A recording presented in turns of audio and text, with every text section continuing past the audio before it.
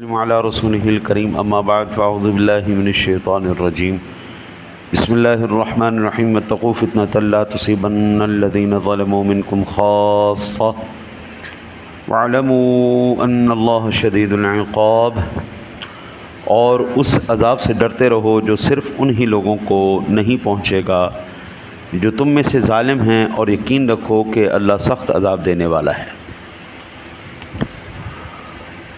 اللہ وحدہ لا شریک نے اس آیہ مبارکہ میں مسلمانوں کو ڈرایا ہے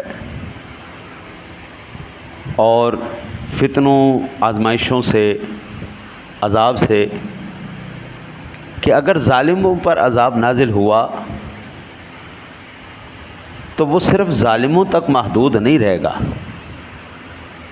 وہ تم پر بھی نازل ہوگا، اور نیک لوگوں کو اور بدکار سب پر اللہ تعالیٰ عذاب نازل کرے گا۔ پڑوسی کے گھر میں آگ لگی ہو نا تو بندے کو مطمئن نہیں رہنا چاہیے، کوشش کرنی چاہیے وہ آگ بجھ جائے۔ اختلاف کہیں پیدا ہو جائے تو اس اختلاف کو ختم کرنے کی کوشش کرنی چاہیے، یہ کہہ کر کہ جناب ہمارے گھر کون سی آگ لگی، آگ تو ان کے گھر لگی ہے نا، ہم آگ کیوں بجھائیں، ہم اختلاف کیوں ختم کریں۔ او بابا وہ آگ بڑھتے بڑھتے تمہارے گھر کو لپیٹ میں لے لے، پھر کیا کرو گے؟ وہ اختلاف بڑھتا بڑھتا تمہاری ذات تک پہنچ جائے، پھر کیا کرو گے؟ پھر نقصان اٹھانا پڑے گا۔ اللہ وحدہ لا شریک کے پیارے حبیب کریم علیہ الصلوۃ والتسلیم کی ذاتی گرامی نے ہمیں جامع البیان کے اندر یہ حدیث پاک حضرت ابن عباس رضی اللہ تعالی عنہ سے روایت ہے کہ اللہ تعالیٰ نے اس آیت میں مسلمانوں کو یہ حکم دیا ہے کہ وہ اپنے درمیان بدکاروں کو نہ رہنے دیں، ورنہ اللہ تعالیٰ سب پر عذاب نازل فرمائے گا۔ حضرت ایک گندی مچھلی پورے تالاب کو گندا کر دیتی ہے، ایک بری سوچ کا مالک پورے گھر کی ایسی کی تیسی پھروا دیتا ہے۔ ہمارے بزرگ فرماتے تھے دعا کرو اللہ غیرت والا اور شیر خدا کے نقش قدم پر چلنے والا لیڈر تمہیں نصیب فرمائے۔ 100 بھیڑوں کے اوپر ایک شیر کو اگر آپ لیڈر مقرر کر دیں گے تو وہ ایک شیر 100 بھیڑوں کو جتوا دے گا، اور اگر 100 شیروں کے اوپر ایک گیدڑ کو اور ایک بکری کو اگر لیڈر بنا دیا جائے تو 100 شیروں کو مروا دے گی۔ میرے آقا نبی اکرم صلی اللہ علیہ وسلم کی زوجہ محترمہ، آپ کی میری امی جان حضرت زینب بنت جحش رضی اللہ تعالی عنہا بیان کرتی ہیں کہ ایک دن رسول اللہ صلی اللہ علیہ وسلم گھبرائے ہوئے باہر نکلے، آپ کا چہرہ مبارک سرخ ہو رہا تھا۔ آپ فرما رہے تھے عرب والوں کے لیے اس شر سے ہلاکت ہو جو قریب آ پہنچا ہے، آج کا دن یاجوج ماجوج کے سوراخ کی وجہ سے فتح کر لیا گیا ہے۔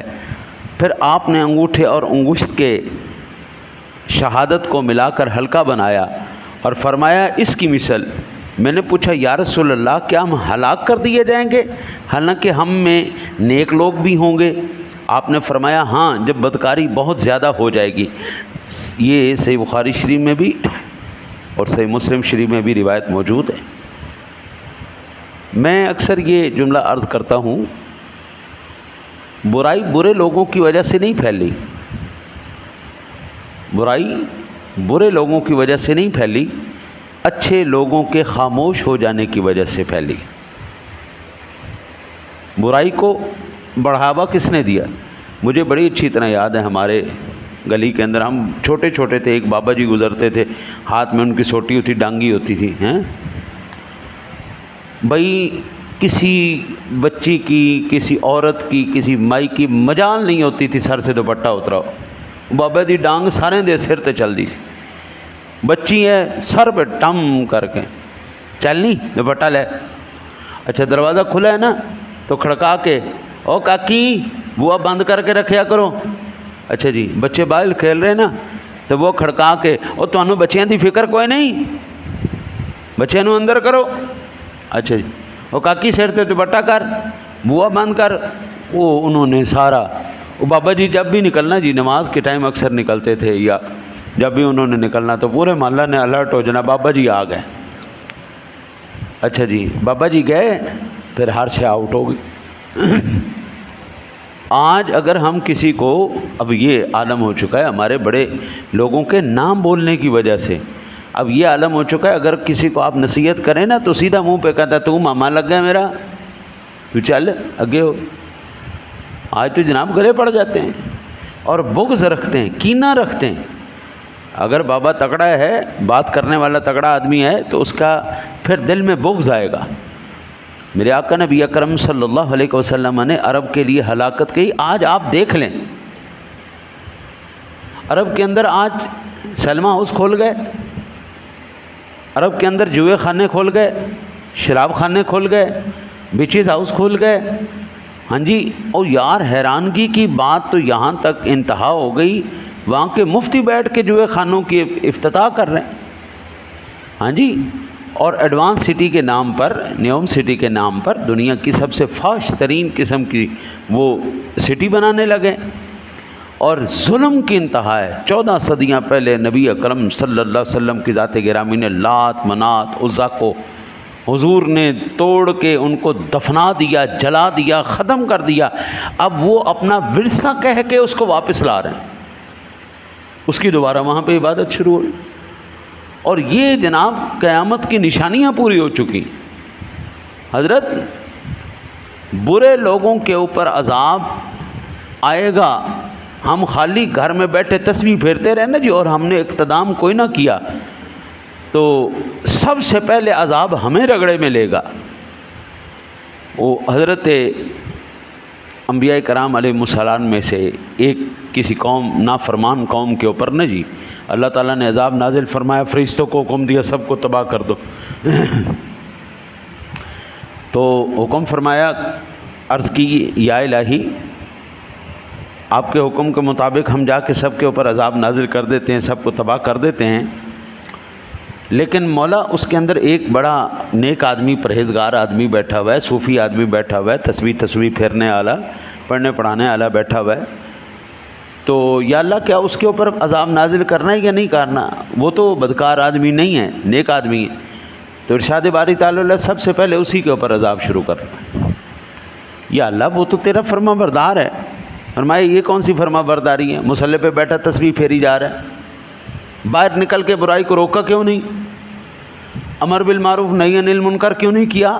نیکی کی دعوت دیتا، برائی سے روکتا، پھر میں کہتا ہاں اس کو محفوظ رکھنا چاہیے، لیکن نہ نیکی کی دعوت دی نہ برائی سے روکا، گلہ اپنے ہی جنت سیدھی کیتی جا رہے ہیں، سب تو پہلے اندے ہوتے عذاب لاؤ۔ صحیح بخاری شریف کے اندر ایک اور روایت حضرت نعمان بن بشیر بیان کرتے ہیں کہ نبی اکرم صلی اللہ علیہ وسلم نے فرمایا، اللہ کی حدود قائم کرنے والے اور اللہ کی حدود کے خلاف ورزی کرنے والے، ترمذی کی روایت میں ہے کہ اللہ کی حدود نافذ کرنے میں سستی اور نرمی کرنے والے کی مثال اس طرح کی ہے کہ ایک قوم نے کشتی میں بیٹھنے کے لیے قرعہ اندازی کی، بعض لوگوں کے نام اوپر والی منزل کا قرعہ نکلا اور بعض لوگوں کے نام نیچے والی منزل کا قرعہ نکلا۔ نیچے والی منزل والے پانی لینے کے لیے اوپر کی منزل پر گئے اور پھر انہوں نے کہا کہ ہم کشتی کے پیندے میں سوراخ کر کے سمندر سے پانی لے لیتے ہیں اور اوپر کی منزل والوں کو زحمت نہیں ہوگی۔ اگر اوپر کی منزل والوں نے ان کو اپنا ارادہ پورا کرنے کے لیے چھوڑ دیا تو سب ڈوب کر ہلاک ہو جائیں گے، اور اگر انہوں نے ان کے ہاتھوں کو سوراخ کرنے سے روک دیا تو وہ بھی نجات پا لیں گے اور نچلی منزل والے بھی نجات پا جائیں گے۔ ہاں جی، کشتی کی اگر 2 منزلیں ہیں، ایک اوپر والی منزل، نیچے والی منزل، نیچے والے کہتے ہیں کہ ہم نیچے پیندے میں سوراخ کر کے نا اوپر چلے جاتے ہیں، نیچے سے ہمیں پانی مل جائے گا۔ اوپر والے کہتے ہیں چلو ٹھیک ہے، سانو کی پرواہ، خراب تو نیچے والی منزل ہوگی۔ اگر اوپر والے ان کے اس اقدام پر راضی رہتے ہیں تو جناب پانی صرف نیچے والی منزل پہ نہیں آئے گا بلکہ پوری کشتی کو ڈبو دے گا۔ اور حضور فرماتے اگر اوپر والے اس بات پر آمادہ نہ ہوئے، انہوں نے اس کو یہ کام کرنے سے روک لیا تو نیچے والے بھی بچ جائیں گے، اوپر والے بھی بچ جائیں۔ حضرت اس میں کوئی 2 رائے نہیں ہے۔ جب تک نیک لوگوں نے بولنا نہیں نہ بند کیا تھا. یہ میں اکثر اپنے جو ہے نا جی میرے سے جب آ کے لوگ شکایت کرتے ہیں نا اپنے ماں باپ کی, اپنے بزرگوں کی, ابا جی ان بڈھے ہو گئے نے, اماں جی بڈھے ہو گئے نے, ہر ویلے ٹوکی رکھ دینے, ٹوکی رکھ دینے, ہر ویلے منع کیتی رکھ دینے, ہر ویلے ڈانٹی رکھ دینے, ڈانٹی رکھ دینے. تو کوئی انہوں نے سمجھاؤ جی انہوں دا دماغ تو نہیں خراب ہو گئے, ہن اسی اولاد جوان ہو گئی. اور میں کہتا ہوں شکر کرو یہ ڈانٹنے والے ابھی موجود ہیں, اللہ کا شکر کرو تمہیں روکنے والے موجود ہیں. اگر تمہیں کھلے جانوروں کی طرح چھوڑ دیا گیا نا یہ بولنے والے, یہ مائی بابے گئے نا ایک دفعہ, بس پھر تباہی کے علاوہ اور کچھ نہیں ہے. پھر تمہیں کوئی اچھے برے کی تمیز کوئی نہیں سکھائے گا. پھر شیطان تمہیں جو برا چیز ہوگی وہ اچھا کر کے تمہیں دکھائے گا. برے آدمی کو کبھی اپنا برا فعل اچھا جو ہے نا جی وہ ہمیشہ اچھا ہی لگتا ہے, برا نہیں لگتا.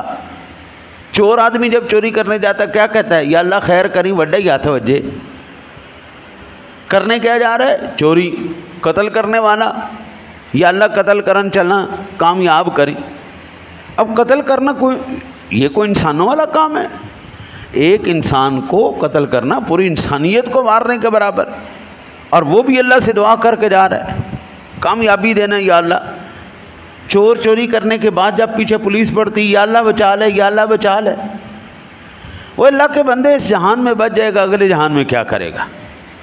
جواب تو اس مالک کی عدالت میں دینا پڑے گا نا, کہ بلا میں لاکھوں روپیہ اربوں روپیہ کھا کے میں دنیا کی عدالت سے تو بچ سکتا ہوں, لیکن مالک کی عدالت سے تو نہیں بچا جا سکتا نا. حضرت اس وقت تک ہمارے معاشرے کے اندر, جب تک آج ہماری محافل کے اندر سے علماء کو ختم کیا جا رہا ہے. علماء کو کیوں ختم کیا جا رہا ہے؟ صرف نعت خوان, اللہ اللہ خیر صلی اللہ, نعت خوان آئے, انہوں نے پہلے سادہ نعت ہوندی سی, سبحان اللہ نی پورے دیے ٹھنڈیے ہواوے مدینے جا کے میرا بھی سلام آکھی, سادہ سادہ نعتاں, سبحان اللہ. ہاں جی, اور کیا بات ہے, لوگوں کے اوپر رکت آ رہی ہوں. پھر شیطان نے ان کو انگلی دی کہ جناب اس نعت خوانی کے اندر تھوڑا سا میوزک ہو جائے تو جو ہے نا جی تھوڑا اور مزہ آ جائے گا.